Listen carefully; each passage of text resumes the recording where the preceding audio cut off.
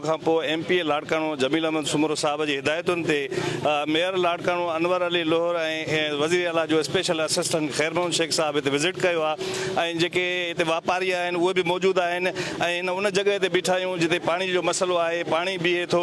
हाणे इन सॼे मामले जी जांच कंदासीं त आया इहो पाणी छो थो बीहे, इन में जेको सफ़ाई जो मसइलो आहे या इनक्रोचमेंट कई वई आहे उहो मसइलो आहे। जेके हिते अॻुवान आहिनि उनको पुछूं था उन्हनि जो छा चवणु आहे। प्रॉब्लम हिकु ॿ इशू आहे, उहो थोरो वॾो इशू आहे। जीअं पाणी कुझु UC मां अचे थो साम्हूं असांजो जेको आहे सब्ज़ी मंडीअ वटां उहो अचे थो, पर पहिरियों बि जेको आहे उहो ईंदो रहियो आहे। पोइ उन महिल उनखे कुझु मसइलो हल करे उनखे जेको आहे उन खां पोइ बिल्कुलु हिते इनक्रोचमेंट में आहे। इन में मां हिते वेही हिन जे साम्हूं चवां न आहे इनक्रोचमेंट में आहे, काफ़ी जॻहियुनि तां नाली बि बंदि आहे, पर इहो काफ़ी टाइम इन जे करे प्रॉब्लम आहे।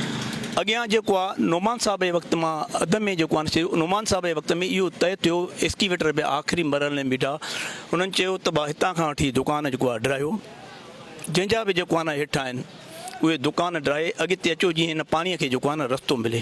पर तव्हां ॾिठी निगार ॾिठी, इहो नालो हितां हलियो थो वञे मार्केट चौक वटि, हिकिड़ो किरास आहे, मार्केट चौक खां सिधो हलियो थो वञे वेंदे जेको आहे सियाल चौक ताईं, सियाल चौक खां पोइ बाकरान रोड ते, पोइ डिस्पोज़ल ते। इहो पाणी हितां सिधो हली जॾहिं डिस्पोज़ल ते लहंदो आहे तॾहिं उनखे रिलीफ मिलंदो आहे। डीसल्टिंग बि काफ़ी थी। हीअ दुकान आहे, हिन दुकान खे जेकॾहिं अंदरि पाणी निकिरण जो रस्तो ई न हूंदो त दुकान भरियो पियो हूंदो न। हीअ जेको डीसल्टिंग रुकियल आहे हाणे कुझु टाइम थी बि आहे। असल जेका स्कीम असां जेका गुज़ारिश कई वकार साहब खे बि त जेका हेॾो अचे थो वक़्तु इन जो स्कीम में हुयो त चन्ना पासे ॾांहुं इन जो ड्रेन उॾो वञिणो आहे। अनफॉर्चुनेटली उहा स्कीम रुकिजी वई, छा थियो, पर उहो पाणी कुझु साल वॻई आहे। वरी वेठा हुआसीं त साईं हिनखे टाइमिंग ॾियो त जी हेॾो ई प्रेशर हिन ते जेको पाणी आहे हाणे अनाज मंडी शिवा मिली खां वठी हे जेको जामा मस्जिद खे सॼो पाणी हिन जलस बाज़ार में नालनि मां निकिरे थो। असांजी इहा ई गुज़ारिश आहे त जेको डिस्पोज़ल आहे, जेको सरर कॉलोनी वारो जंहिंखे चवनि था एग्ज़ैक्ट, उनजो ड्रेन जी जेका स्कीम विधी अथऊं उनखे प्रॉपर कनि। जेसि ताईं हे आहे त उनखे थोरो टाइमिंग सां कनि त जीअं कोई प्रेशर जेसि ताईं रिलीज़ थिए डीसलेटिंग कनि। असल अचण सां न आहे न मसइलो हल थिए न।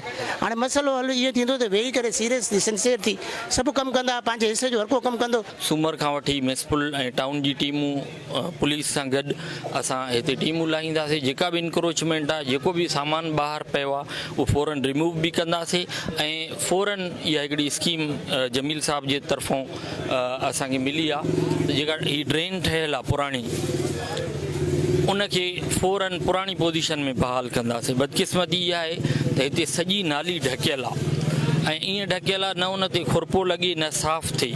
जॾहिं तव्हां नाली हेॾो डस्टी इलाइक़ो, हेॾो मिटी वारो पंहिंजो इलाइक़ो आहे लाड़काणो, हिते जॾहिं सालनि जा साल उनजी सफ़ाई न थींदी त ऑटोमेटिक पाणी निकिरंदो। ही दोस्त ताउन कनि, असांखे प्रॉपर नाली खे ओपन करणु ॾियनि, सफ़ाई करणु ॾियनि, उनखां पोइ पाणी निकिरे त असां जेके टाउन चेयरमैन आहिनि, मेयर जेके बि असां नुमाइंदा आहियूं, असां इन जी ज़िम्मेवारी ज़रूरु ओनरशिप ज़रूरु खणंदासीं।